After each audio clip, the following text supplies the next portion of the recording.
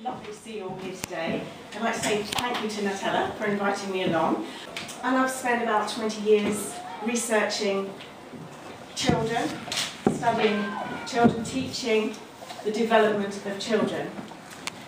About some of the battles that seem to take place at the meal table, picky eaters, food refusal, and really it really gets to us as mums, doesn't it?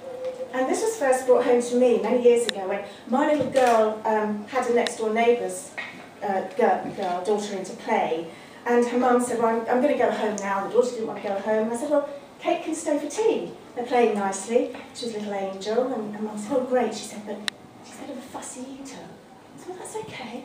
She'll be fine.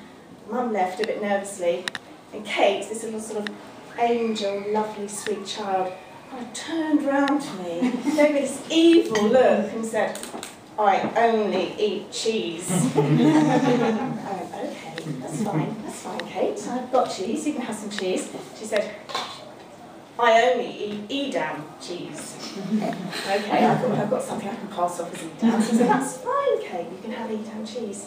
She went, I only eat it cut into the shape of animals.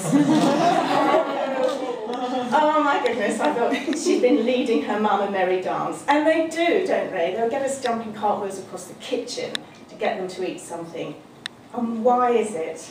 Well, from a psychologist's point of view, there are a number of explanations. And none of them include cutting things up into the shape of animals. Although interestingly, I noticed on the Mayo Clinic website, Eating Tips, they do say to make food fun.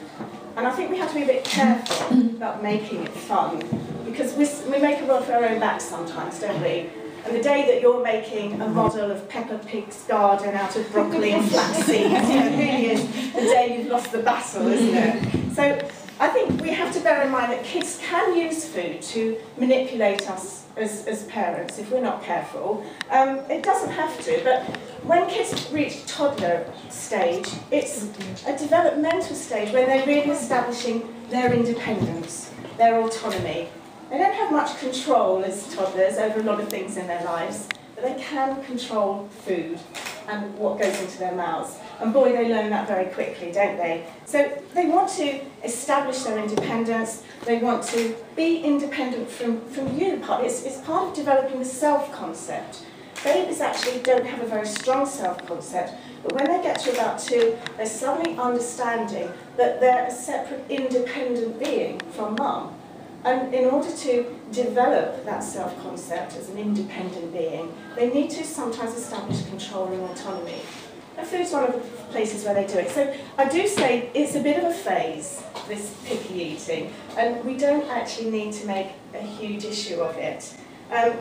So my message is from really kind of take it easy, relax around food, and don't make a big issue of it for the children. Or they'll learn that actually this is how I get your attention. This is how I get mum focusing on me. This is how I can get everybody on the table looking at me because I'm not putting things in my mouth. And that gives them quite a lot of power. So we try and take that out of it.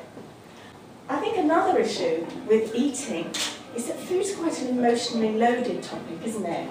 It is for all of us, and I think as women, especially and as mums, we are hardwired through years of evolution to nurture. We're feeders, aren't we? And it gives us huge pleasure to see our children eating. And therefore, it becomes quite, as I say, an emotional topic. And it can lead to us getting into a cycle of using food as a comfort, which we have to be quite careful of, because again, that invests too much emotion in the food. And it can lead to picky eating, as can lots of prods or rewards and punishments. So again, we have to be quite careful about how we use food and try to take the emotion out of it. So that when children are sitting down at the meal table, it should be like this. We're all sitting around laughing this morning, enjoying the social occasion of food.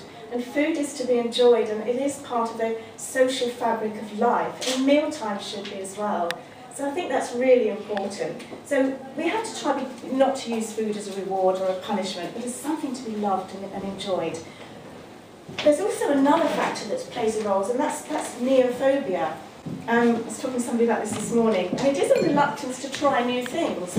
And that's quite natural as well when children are growing up.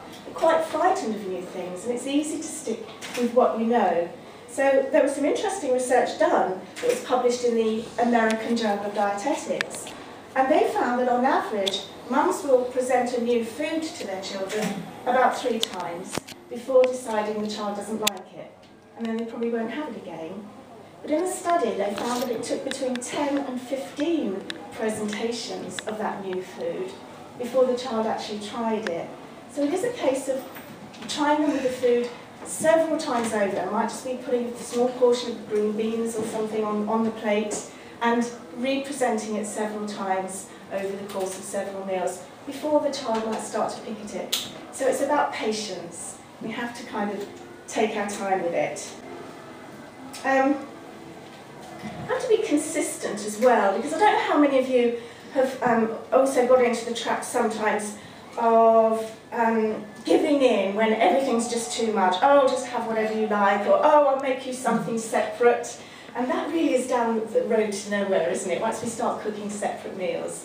So again, that is something to try and avoid, and to try and not get into the habit of. If you have mealtime battles, there are probably 3 things to bear in mind, and they're eat. First one is E, for example. And I would say set a good example ourselves as mums. So if we want children to eat breakfast, we should eat breakfast ourselves. We shouldn't be skipping meals. We shouldn't be over-obsessing about food.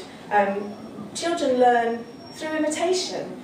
As we know, they copy very easily, don't they? And of course, imitation is a shortcut to learning. It doesn't involve any mental processing. They just watch and they copy what you do. So if you're eating healthily, if everyone's sitting around the table enjoying food, not making a big deal about it, and eating the right types of food, your child will enjoy it. So be a good role model, I'd say. That's the E message. The A of eat, I would say, is attention. Really, don't focus too much attention on what your child is eating or on their eating behaviours, because over-monitoring will only lead to probably difficult behaviour with food, and sometimes those food battles that we all want to avoid. And the T of my eat would be try again with new foods. It will take probably 10 times or more before they start to sample new foods, but we want children to have a wide variety in their diet, so keep representing new things, and don't bother cutting them into the shapes of animals. You don't need to.